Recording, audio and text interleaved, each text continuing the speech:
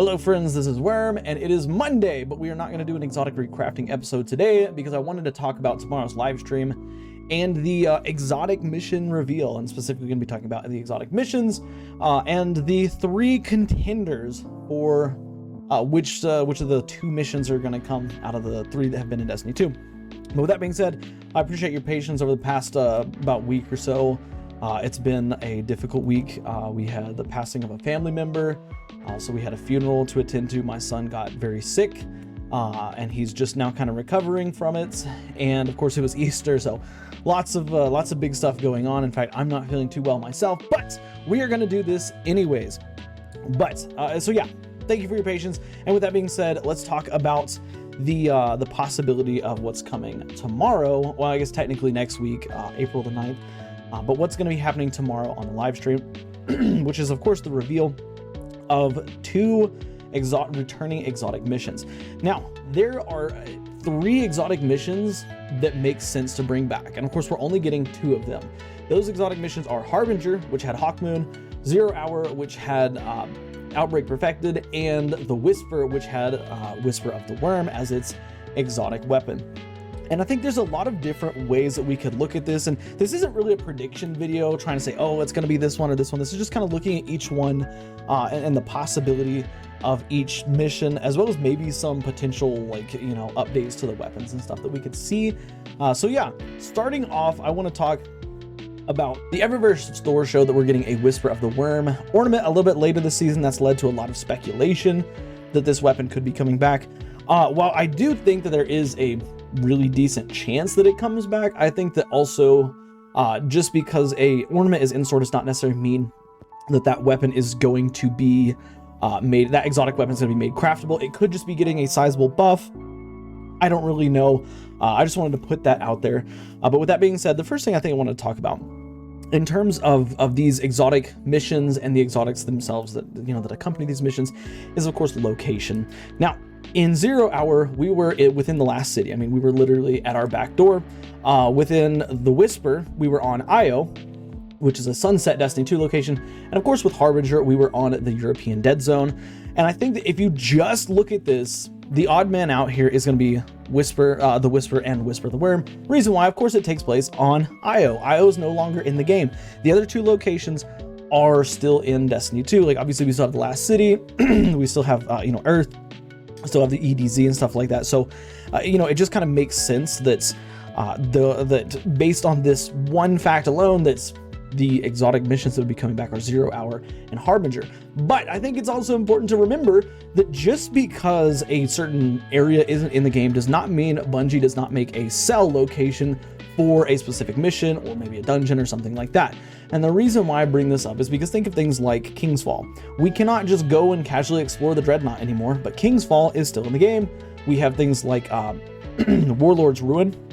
We don't have any location like that on Earth, you know, where we can just go and explore that castle, yet we can fly into that castle and fight there. We have the Glycon, which the Glycon is only accessible through the Presage mission, sorry, nothing else. So Bungie's not shy of bringing like these cells back, you know, these specific areas back for us to have missions. And I think that they could do the same with Io here. Io we could see return as just, you know, the starting point of that mission all the way through the end of it and have none of the exploration on the outside of the world.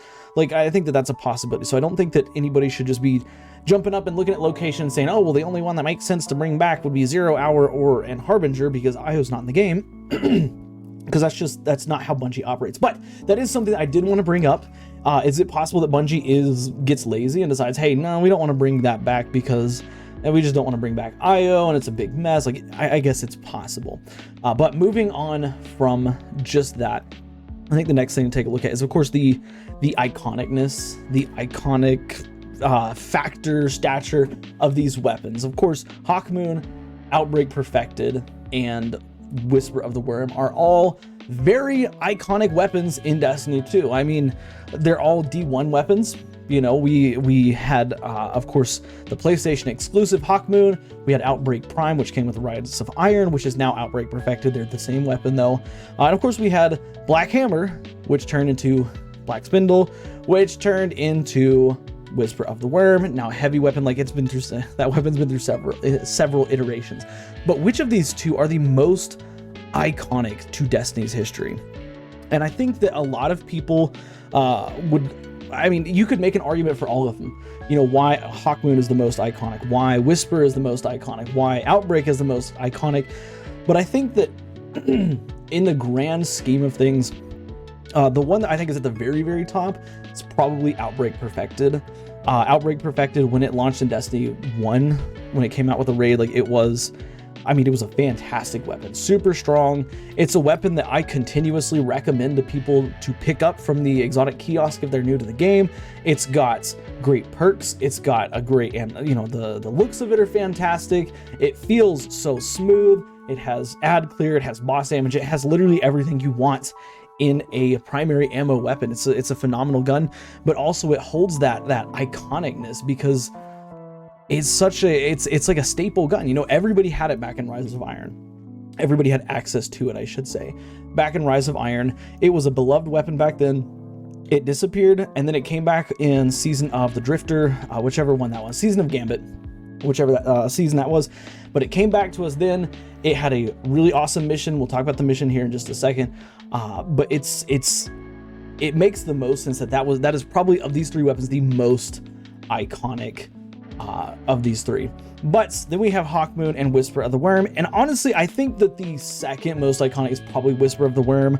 I know a lot of people might not be happy that I'm saying Hawkmoon is not as iconic as either of these, but I think that the important thing to remember about Hawkmoon is that it at one point was a PlayStation exclusive. Like for years in Destiny 1, Xbox players couldn't even use it. So when they finally brought it into the Xbox realm, like people didn't really care as much. Like Hawkmoon, it's not like Ace of Spades. Like Ace of Spades has, you know, a very high notoriety, or something like maybe Thorn and Last Word. Those were very notorious weapons back in the day, very iconic. They're already in the game. Hawkmoon just didn't ever rise to that level of craziness. Like yeah, on PlayStation it did. You know, the one taps that you would get, the random one taps were awesome. But again, when you cut out half the player base from having access to it, it really makes it difficult to say it's a super iconic weapon. Of course, it's been brought back in Destiny 2, and the perks, the way the perk works now, it's different than it was back in Destiny 1. Like what made it unique in Destiny 1 was that luck in the chamber. For those of y'all who don't know, just real quick, Hawkmoon basically had 3 lucky bullets that would deal extra damage. And when you were attacking people, you know, you would be shooting and you just hear that kind of like that hawk screech, whatever it is, and your bullet would deal more damage. Well, in Destiny 1, because you had 3 of them, you could technically get all 3 of those bullets to stack in one shot, and you could one tap people in the Crucible. And it didn't happen like crazy often, but it was really awesome when it did. And so that's, you know, that's just a brief overview of it. But they've changed the perk now, so now you have to be hitting precision shots to stack up that damage for that one tap. So you're basically guaranteed a one tap, but it requires that kind of build up. So it's no longer about the luck. And really the luck factor is what made it so iconic in Destiny 1. I think when it came out in Destiny 2, like people were excited, but the excitement really kind of died off quickly. Like I didn't, like after the initial launch of it, like I didn't see people talking about how great Hawkmoon was and how powerful it was and all this stuff. Like it was just kind of there. You see it every now and then, but you don't see it nearly as much as things like Ace of Spades, like Thorn, and stuff like that. So that's why I think that Hawkmoon comes in last place. And of course, Whisper is almost a staple. Like it's been through so many changes and stuff because it's been just so powerful throughout its history. Of course, it started out as a legendary weapon called Black Hammer. It had infinite ammo, was insane. Then they made it an exotic, still had infinite ammo. Then they brought it back in Destiny 2 and it didn't have infinite ammo. And then it did have infinite ammo. And then it was, as a heavy weapon, it's just been through so much, but it's always been such a memorable weapon. It's a heavy sniper, the best heavy sniper in the game because its only competition is Darcy. Darcy sucks. But it just has that level of power that is something that, Hawkmoon just never reached that level of power. Outbreak also had kind of that level of power of just like, wow. Like, I remember watching people kill raid bosses with just Outbreak Perfected. Like it had that power level. Whisper of the Worm had that power level. And so, those two, in my opinion, make sense in terms of a Destiny icon stature, is Outbreak Perfected and Whisper of the Worm. And of course, with this the whole idea behind the Brave Arsenal and Into the Light is bringing back icons of Destiny 2. This is why we're getting back, Midnight Coup and Blast Furnace and the Recluse and Mountaintop, like, because they're iconic Destiny 2 weapons. And so it makes sense for the two exotics that are returning to be iconic. And I think that's, like I said, I think Whisper of the Worm and I think Outbreak Perfected just fit that bill perfectly. But yeah, that's kind of my thoughts on those two. Again, you can make an argument if you want to go down the comments below and make arguments for why Hawkmoon is better, why Whisper is better, why Outbreak's better. Like, go ahead. Like, I like reading your comments because a lot of y'all point out things I don't necessarily remember at the time I'm making this video.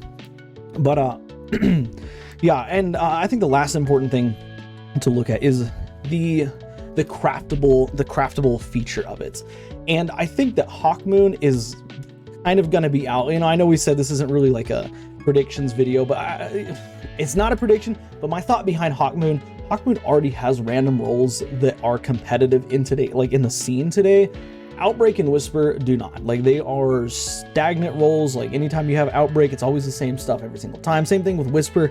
And so I think that it's time these two got an update as opposed to updating Hawkmoon. Like, yeah, it would make sense to make Hawkmoon craftable because it already has those random roles that have already been worked out and feel good on the weapon.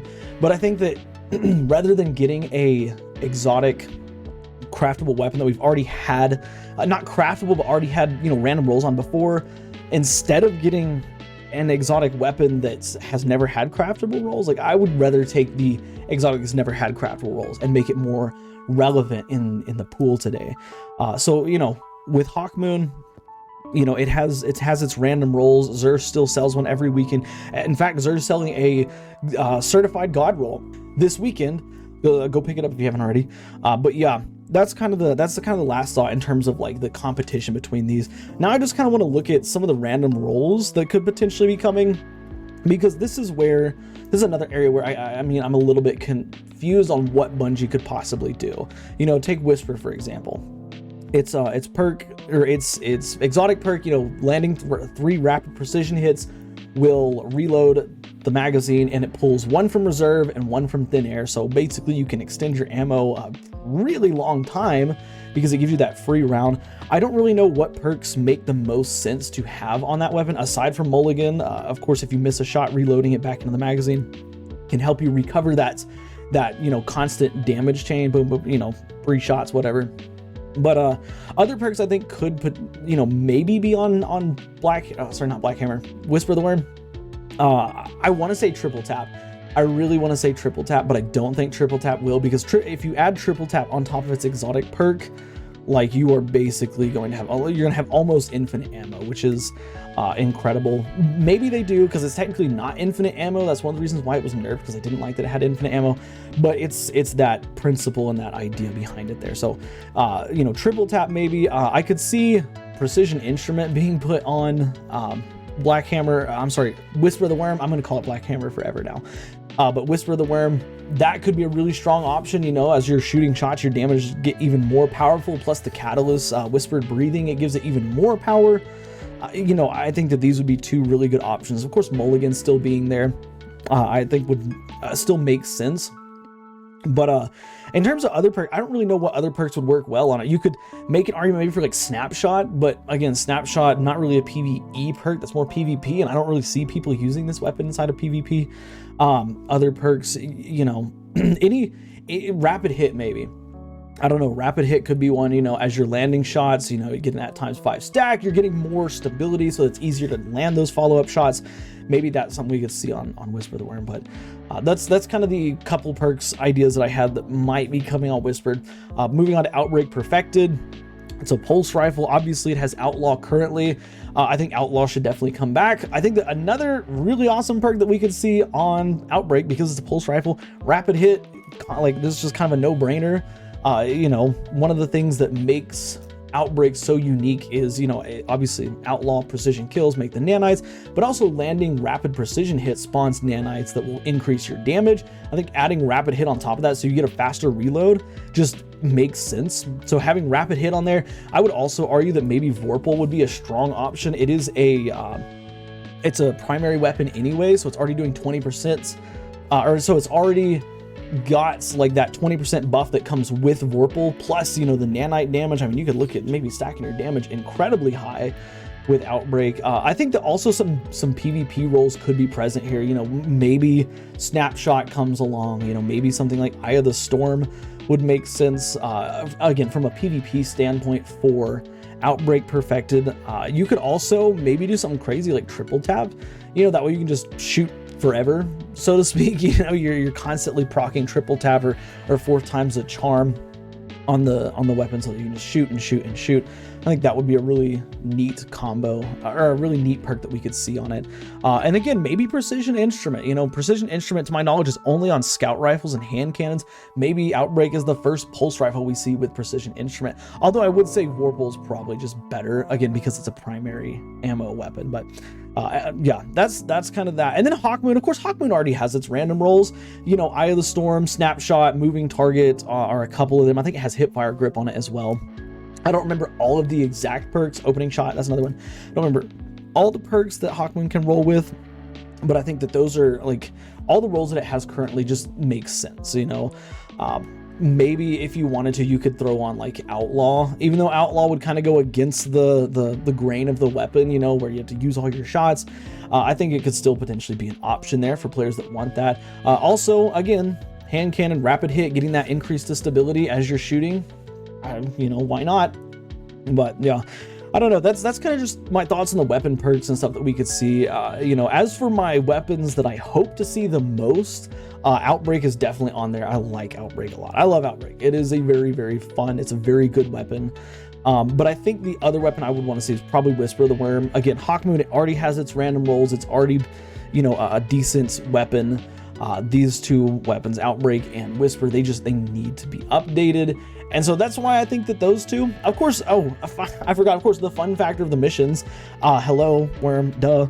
Fun fact of the missions, of course, my opinion, 0 Hour will never, like, nothing's ever going to top 0 Hour in terms of an exotic mission. Like, 0 Hour is so fun. You know, it was timed. You had Trevor. For those of y'all who remember Trevor, go ahead and hide and cry in a corner for a little bit. But for those of y'all who haven't experienced Trevor, I think that you need to be able to experience Trevor, because that's a lot of fun. But yeah, I think that in terms of the most fun, it goes to the Whisper and 0 Hour. Those two were incredible. Harbinger, like, it was a good mission, but in terms of the fun factor, it didn't have that fun factor that the other two missions had. You know, I remember the final boss fight of Harbinger, and that's kind of it. Like, I don't remember any other parts, but I remember almost the entire run of 0 Hour. I remember almost the entire run of the Whisper, you know, the setting and stuff. Like, the Whisper had an incredible setting, absolutely incredible setting. In fact, if we're going off of like which mission looks the best, I think the Whisper easily wins. But yeah, that's it for me though. We've talked almost 20 minutes here. That's my thoughts. I want to hear your thoughts, of course, on which exotic missions you hope to see. You know, I've talked about mine, but tell me your thoughts on which ones you want to see. Tell me why you want to see them. And of course, if you think I'm wrong in any of my assumptions, tell me why you think I'm wrong. With that being said, I will see y'all in the next one. Do me a favor, like, sub, all that stuff. Watch the videos you see on the end screen, because for whatever reason, YouTube thinks you like them. And I'll see y'all next time. Bye for now.